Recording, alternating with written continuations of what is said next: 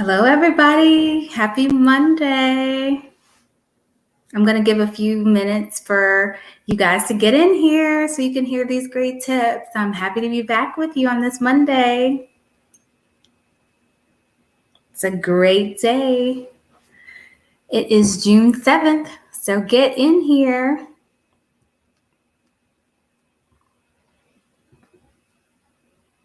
Happy Monday, everybody. Happy Monday. I'm so happy to be back with you.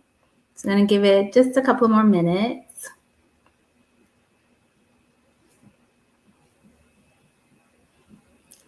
All right, guys, we'll go ahead and get started. I am Dr. Terrell, your board-certified family physician, speaker, author, and career transition coach. I help medical professionals make pivotal changes so that they can create careers of flexibility and financial independence. You can follow me on all social media outlets at Dr. Terrellin. That's GRTERRALON. And I look forward to being with you tonight. I have some, stay tuned with me tonight because I have an announcement after this. But I really wanted to talk to you tonight about something that's near and dear to my heart, and that's mental health. Last month was May. It was Mental Health Awareness Month, and something really big happened. And many of you may have heard that tennis great Naomi Osaka made a really huge announcement, and that was when she withdrew from the French Open last month, which was not only unprecedented, but it was very brave. It was the first time that a tennis professional or any sports great of that matter has ever done such a thing in the name of mental health. And it was a huge step for not just women, sports professionals, but career women and men. And it has forced companies and it has forced us all to just sort of take note globally on how we should view mental health. And I just want to applaud her for taking that step. And I also think that there are some lessons that we can take from that. So one, I want to pause and acknowledge what a history-making moment that was. Again, it was unprecedented, it was brave, it was transparent. And if you haven't seen her statement, please go on her Twitter account and read her statement of how she has acknowledged that since 2018, that she has suffered long bouts of depression since she won her last major championship since 2018. And in order to protect her mental health, it was important for her to withdraw the tournament. Initially, she had just decided that she would not do the media conferences, and the French Open officials decided that they would fine her $15,000. And so she decided that she would take it a step further to that she would go ahead and withdraw from the tournament. And I think that's a lesson to say, hey, my mental health is more important than money. It's more important than this $15,000, but not only the $15,000, but the several $1 million that she could win in the tournament, and also potentially other millions of dollars in endorsements that she could also earn as a participant in the tournament. And I want us all to take a step back and look and just realize how valuable your mental health is and how valuable your peace. And a lot of you might say, well, I don't have the millions of dollars that Naomi Osaka does. I don't have that kind of disposable income. But I want you to just think about how valuable you are to your family, to your workplace. If a lot of times we say you cannot pour from an empty cup, think about it. If you are under enormous stress, if you are not at peace, then What good are you to your family? What good are you to your workplace? What good are you if you can't carry out your daily duties? So you are valuable. So I also think that it sends a message that your employer should not have all access to you. And I think that's also an important message that she was sending to the officials, that you don't have you don't have the right to have access to me at all times. And so you don't own me. And so that's another thing that we have to draw boundaries. And that was an important thing that she did. She drew a boundary. And I think as women, we tend to not draw those boundaries. And so I entitled this particular talk to say, hey, protect your peace. It's important. And those are important lessons that we should be able to learn from Naomi Osaka. I was reading an article this morning about how women especially tend to feel guilty. If it's not a physical ailment, then we tend to not take our paid time off, otherwise known as PTO. So to all of you out there who have PTO, you have PTO for a reason. You have these paid days off. You have sick leave for a reason. You don't necessarily have to use it for a physical ailment. Take a mental health day. It's important. Your mental health is just as important as your physical health. This is important to your career as well. In 2018, the U.S. Travel Association reported that 55% of Americans did not take their paid days off. That means you worked, we all worked, we earned these paid days off, and we did not use them. In 2018, we did not use them. So we're literally working ourselves to death. Do you hear me? We are working ourselves to death. So think about it. And that's to those of us who are actually earning paid days off. There are many Americans who actually don't get the benefit of paid days off, meaning if we don't work, we don't get days off. They don't get those benefits. Now, to those of us who do get those benefits, please use them. Now, I understand that some of us get the use or lose, so please use them. Now, some of us get those, we do get them where we can actually carry them over. So I actually encourage you to, if you're not sure what you have, what your benefits are when it comes to leave, please get with your HR department and figure it out. And I encourage you to keep up with it throughout the year because it really is important. Hi, Erica. Thank you so much for joining me. And I hope this message is doing a lot of you some good. So please like and share. And it's actually a message that I'm having to learn myself and reinforce, because if you are a mother, if you are a sister, if you are a father, if you are a parent of any kind, if you have any type of responsibilities, or even if you're single, you owe it to yourself to take the time off. Okay? Your employer is giving you that benefit for a reason. Now let's talk about some tips for protecting your peace. All right. So number one, let's saying yes to yourself by saying no. Too many of us are saying yes. We are overcommitting. We are taking on too many responsibilities, whether it's at work, whether it's at home, whether it's joining too many clubs, or if it's in one organization, joining too many committees. We have to say no. Now, I understand during COVID, when we were in quarantine, that was a welcome break. Now everything's opening up again, and we're starting that whole cycle again where we are starting to overcommit. We've got to dial it back and start to say no, because by saying no, sometimes we are saying yes to ourselves. For those of you who are excellent workers, sometimes the boss recognizes that you are excellent workers, and sometimes the reward for good work is more work.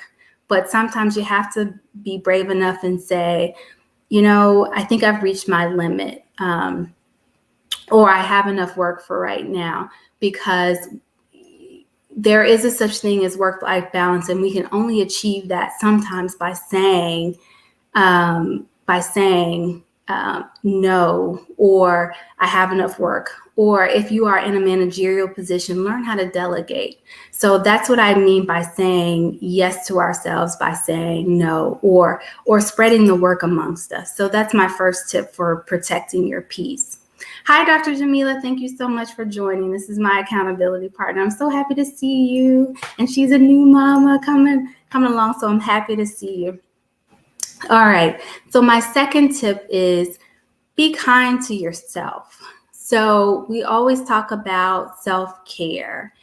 And I know that tends to be a buzzword, but whatever self-care means to you, whether it means, whether it's something as, treating yourself to a massage or a pedicure, or if it's just as simple as curling up with a good book or taking time to yourselves. I was challenged once with just taking an hour to myself each day, but even breaking it up into 15-minute increments 4 times each day, whether it's taking that coffee break, treating yourself to your favorite restaurant, or just your favorite treat. Be kind to yourself. A friend of mine recommended actually writing a letter to yourself about all of the positive attributes that you love about yourself. But that's another thing about sometimes the greatest compliment that we get is the one that we give to ourselves. And we have to remind ourselves what great people we are, because sometimes, we have to encourage ourselves. So, and seeing that in writing is very, very powerful. So my second tip is to encourage yourself. Being kind to yourself. And then a third tip is to surround yourself with people who are positive and who will pour into you. Those people who will not only just be positive, but who will also not just tell you what you want to hear, but also tell you what you need to hear. Those people who will make you better. So not tear you down. And remember our first tip about drawing boundaries. So if there are people who are negative, you may have to figure out a way to either separate yourselves from them, or if there are or separate yourself from that situation, or remove yourself from that situation. But whatever it is, you want to surround yourself with positivity. And then also, I just forgot my fourth tip, but I want to just recap, and I thank you all so much for being here. But so let's recap. We want to draw boundaries by saying yes to ourselves, by saying no. We want to be kind to ourselves, and we want to surround ourselves with positivity. So again, I really, really thank Naomi Osaka for taking a brave stand and for being transparent, because we have to remove the stigma of mental health, because mental health is just as important as physical health. Just because it's not something that we can physically see, like a rash or a bump, it doesn't mean that it doesn't need to be treated. We need to be just as vigilant about protecting our minds and our peace, just as we are about protecting our bodies. And so I encourage you today, again, for those of you who aren't taking time to yourselves, and I mean this about our jobs and our careers. If you aren't doing this, this is just as important to your career success as studying and being a master of your craft. I encourage you to figure out what your benefits are as far as taking time off, and take a mental health day here and there.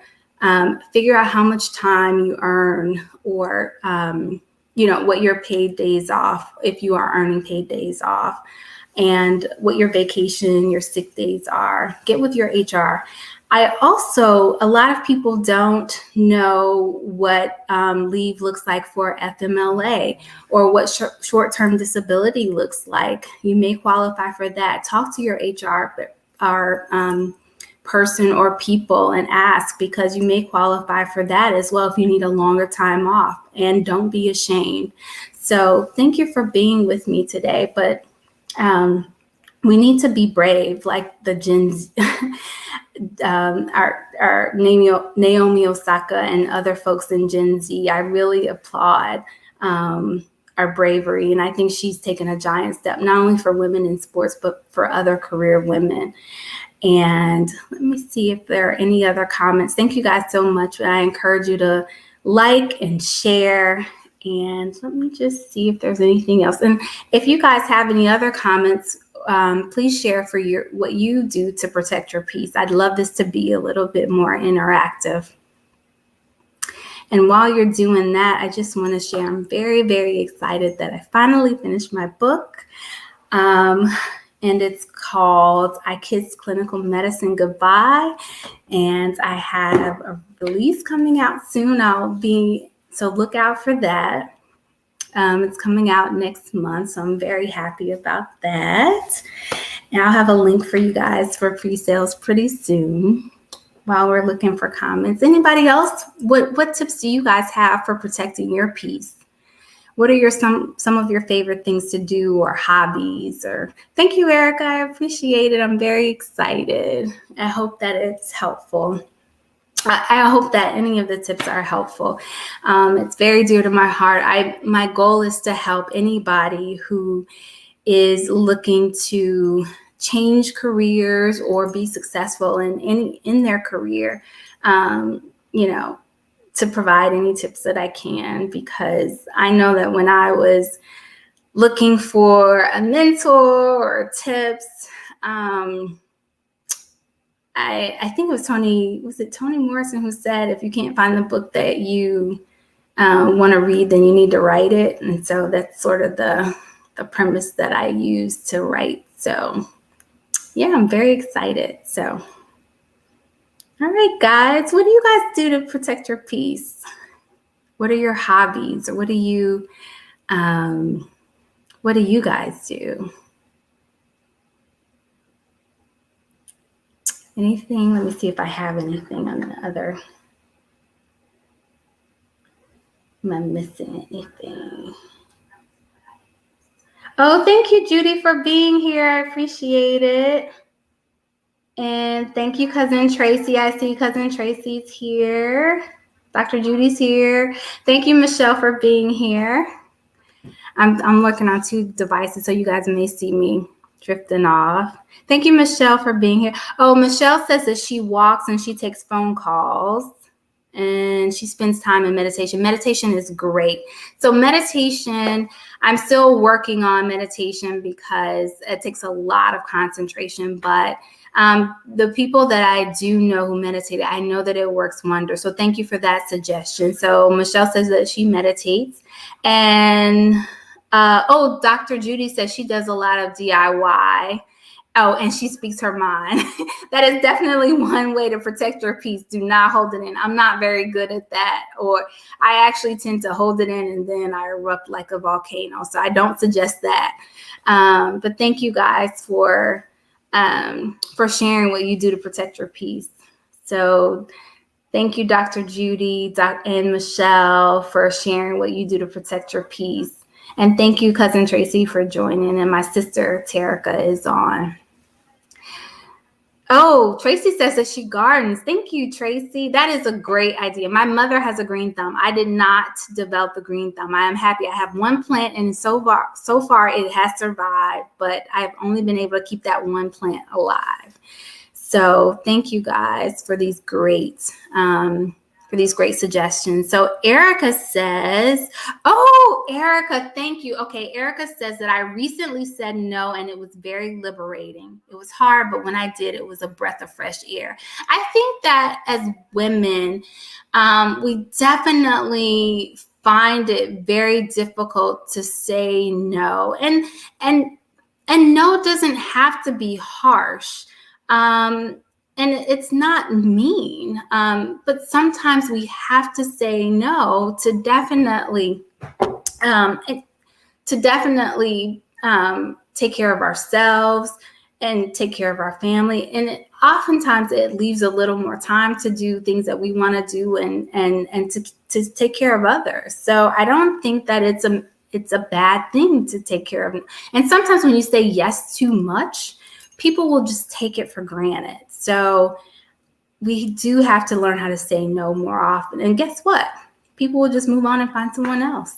They will.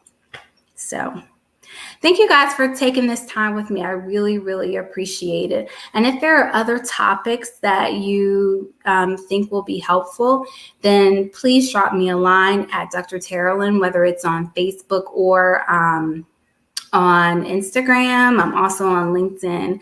I'd love to chat with you. I also have a website, www.drterrellin.com. That's DRTERRALON. So thank you. I'm Dr. Terrellin, your board certified family physician, speaker, author, and career coach.